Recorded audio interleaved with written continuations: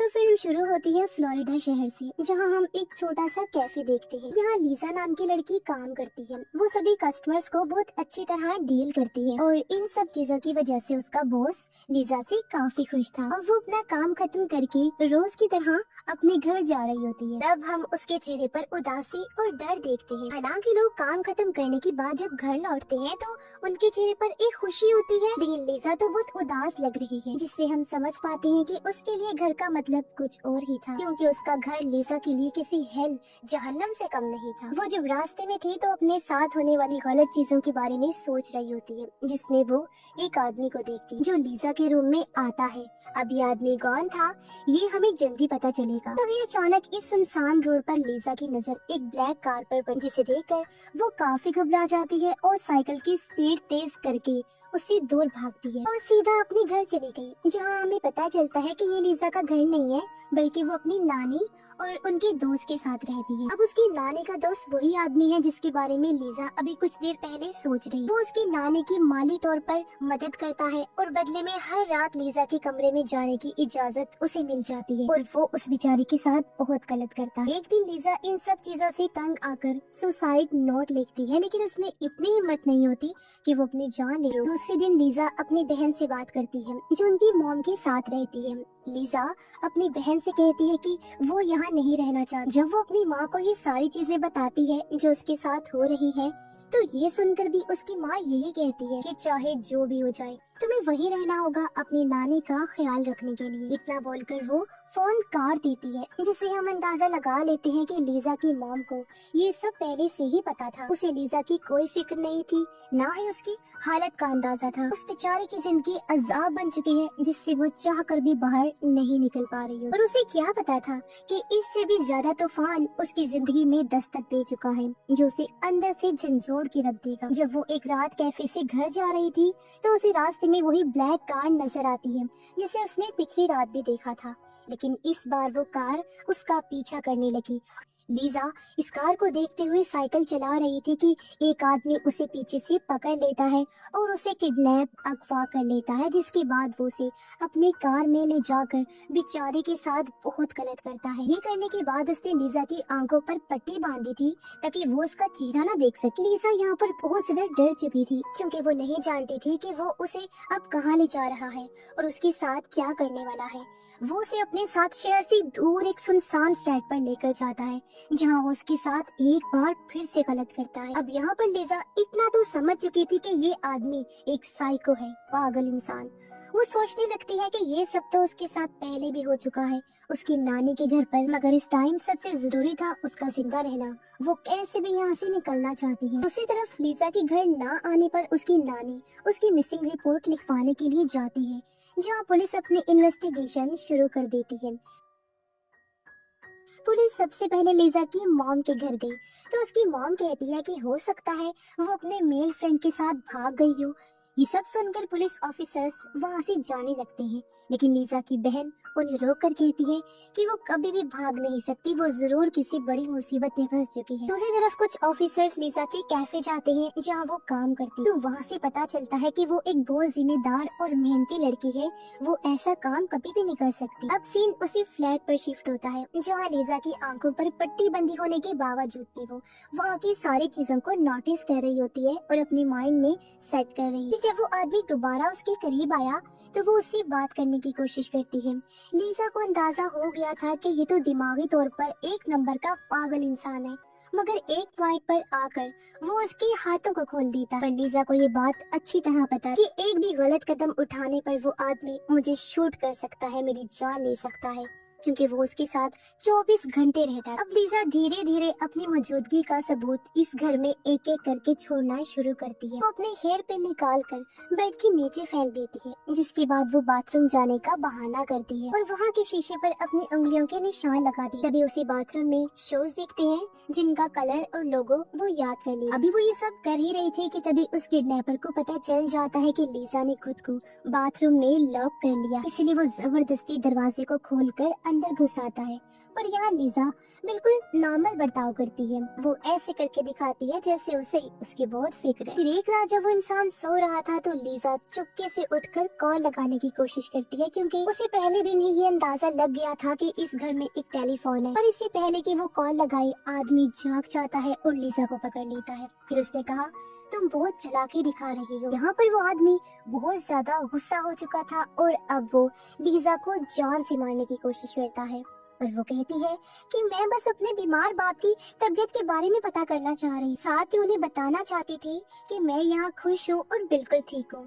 ये बोलकर वो इमोशनल होने का नाटक करती है और जोर जोर से रोने लगती है। उसे देखकर वो आदमी हमदर्दी देकर चुप करवाता है और खुद भी शांत हो जाता है। ऐसी सूरत हाल में लीजा को सिर्फ और सिर्फ अपनी बहन की कही हुई बात याद आती है कि चाहे जैसी भी सूरत हाल हो, कभी भी हार मत मानना। और फिर एक दिन जब वो आदमी उसके करीब आया तो लीजा उसे कहती है, अगर तुम मुझे छोड़ दोगे ना तो मैं किसी से कुछ नहीं कहूँगी, मैं अपनी मर्जी से तुम्हारी दोस्त बन जाऊंगी, कभी भी तुम्हें छोड़ के नहीं जाऊंगी, तुम्हारा ख्याल रखूंगी, हमेशा तुम्हारे साथ में रहूंगी। ये सब सुनकर वो पागल आदमी लीजा से बहुत ज्यादा मुतासिर और खुश हो जाता है और उसे छोड़ने के लिए तैयार हो गया था। वहीं दूसरी तरफ फ्लोरिडा पुलिस डिपार्टमेंट को एक सीरियल किलर के बारे में पता चलता है जिसने पिछले 6 महीने में कई लड़कियों को जान से मारा था।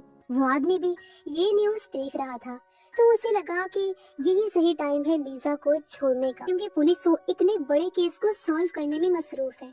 तो पुलिस इस छोटे मोटे केस पर ध्यान नहीं दी और वैसे भी लीजा ने तो उसे देखा भी नहीं है जिससे कि वो उसे पहचान सके। यही सारी चीजें सोचकर वो लीजा को अपनी कार से एक सुनसान जगह पर लेकर जाता है, मगर यहाँ पर फिर से उसका इरादा बदल गया और लीजा को शूट करने का सोचता है। मगर लीजा उसे कहने लगती है कि मैं तुम्हारी दोस्त बनना चाहती हूँ, मैं तुम्हारा ख्याल रखना चाहती हूँ, प्लीज मुझे मत मारो। जहाँ वो साइको आदमी उसकी बात पर पिघल गया और वो लीजा से कहने लगता है कि अगर पुलिस तुमसे पूछताछ करे तो तुम उन्हें कहना कि मैं काला, मोटा और कद से छोटा दिखने वाला इंसान हूँ। इतना बोलकर वो लीजा को वहीं छोड़कर वहाँ से फरार हो जाता है। वो भी वहाँ से भागती हुई अपने घर आती है, जहाँ वो अपनी नानी को बताती है कि उसे एक आदमी ने किडनैप कर लिया था, लेकिन उसकी किस्मत इतनी खराब थी कि उसकी नानी उसकी बातों पर बिल्कुल भी यकीन नहीं कर। अब जैसा कि उसकी नानी पुलिस में रिपोर्ट कर चुकी थी तो वो पुलिस को कॉल करके उन्हें लीजा के वापस आने की खबर देती। उन्हें भी ऐसा लगता है कि पुलिस भी लीजा की बातों पर यकीन नहीं करेगी, पर इंस्पेक्टर उसे एक बार बात करना चाहते थे।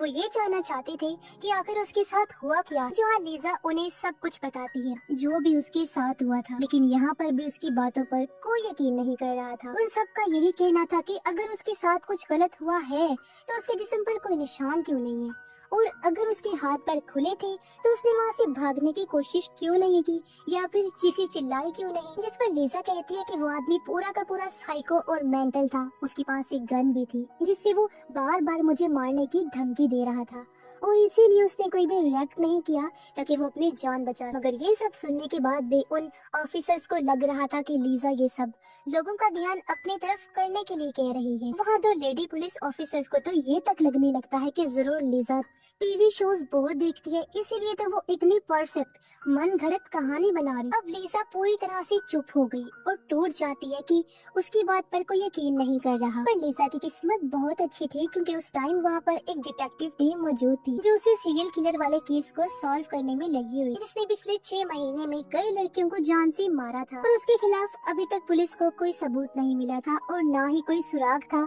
जिसके मुताबिक वो इस केस को सॉल्व करके उसे पकड़ सके, जिसकी वजह से पुलिस के लिए केस सॉल्व कर पाना एक चैलेंज बन चुका था। उधर लीजा को इस तरह चुप देखकर लेडी ऑफिसर डिटेक्टिव की मदद मांगती। इस डिटेक्टिव का नाम लैरी था और तब लैरी लीजा के पास गया, लेकिन वो बिल्कुल खामोश थी और अब किसी से बात करना नहीं चाहती। लैरी ने अपनी जेब से अपनी बेटे की तस्वीर निकाल कर उसके सामने रख दी ताकि लीजा को अपनापन महसूस हो और वो खुलकर बात कर सके। उन्होंने लीजा से कहा कि जो भी तुम्हारे साथ हुआ है मुझे एक एक करके सब बताओ। तब लीजा ने उन्हें सारी बातें बताना शुरू कर, जैसे कि उस आदमी के पास एक ब्लैक कार है जिसमें रेड कारपेट लगी हुई है। उसके घर में 22 सीढ़ियां हैं। उसकी कार के अंदर मैग्नम लव्स लिखा हुआ है। उसके घर में एक बेड है और वो आदमी व्हाइट है रंग से और उल्टे हाथ से सब काम करता है। साथ ही उसके पास गन भी है। इतना कुछ सुनकर लैरी कंफर्म हो जाता है कि लीजा झूठ नहीं बोल रही है। वो फौरन उसके केस पर इन्वेस्टिगेशन शुरू करने के लिए कहती है,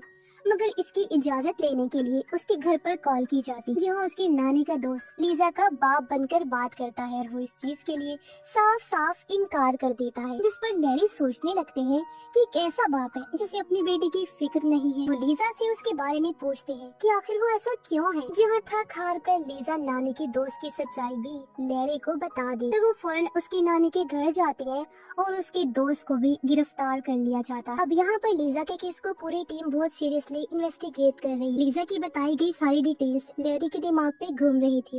वो सिर्फ एक ही बात सोच रहा था कि कहीं किडनैपर वही सीरियल किलर तो नहीं, क्योंकि सारे पॉइंट्स मैच कर रही थी। इसीलिए वो कंफर्म करने के लिए लीजा के कपड़ों को लैब में टेस्ट करने के लिए भेजते हैं और जब रिपोर्ट आती है तो वो कंफर्म हो जाते हैं कि ये किडनैपर वही किलर है, क्योंकि लीजा के कपड़ों से भी वही लाल धागा मिलता है जैसा बाकी विक्टिम्स इन्हें शिकार हुई लड़कियों के कपड़ों से मिला था।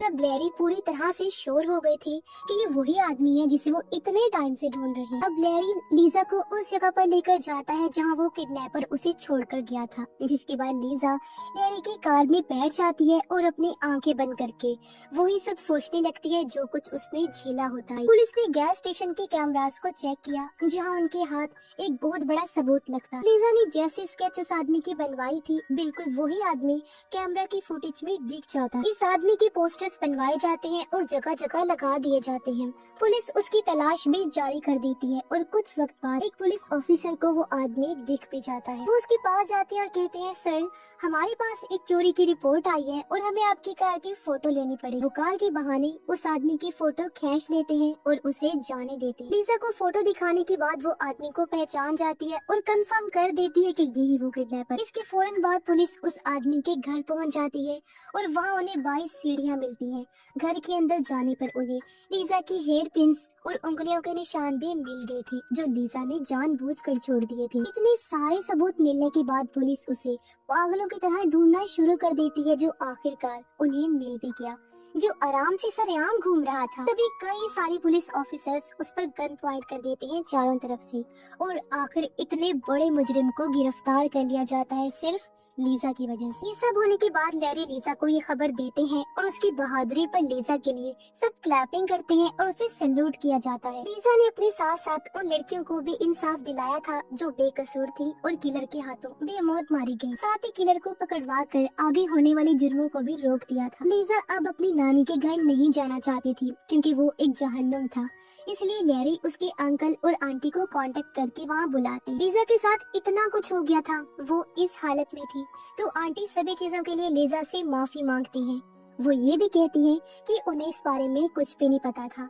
वो लैरी से भी कहने लगी कि लीजा अब हमारी जिम्मेदारी है और हम इसका बहुत अच्छे से ख्याल रखेंगे। अब लैरी ने लीजा की इतनी मदद की थी, इसलिए वो उसका शुक्रिया अदा करती है और उसे अलविदा कहकर जाने लगती है। तो यहाँ लैरी काफी इमोशनल हो गया था। कुछ टाइम के बाद लीजा अपनी मॉम को एक खत लिखती है जिसमें उसने लिखा, मॉम आप हमेशा से कहती थी ना कि मैं एक अच्छी जिंदगी नहीं जी सकती क्योंकि मैं इस लायक नहीं, मगर आप गलत और आप बहुत बुरी माँ। इतना कहकर वो उसे हमेशा के लिए गुड बाय लिखती है। तब उसकी माँ को एहसास होता है कि मैंने लीजा के साथ हमेशा गलत। अब लीजा के पास एक फैमिली थी जिस फैमिली के प्यार के लिए वो हमेशा तरसा करती थी, वो सब आज उसके पास है।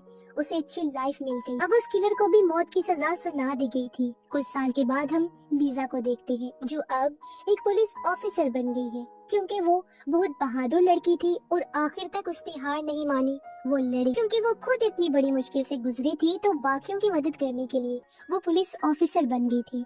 हमेशा लोगों की मदद के लिए वो तैयार है। और इसी के साथ ही इस फिल्म की कहानी यहीं पर खत्म हो जाती है।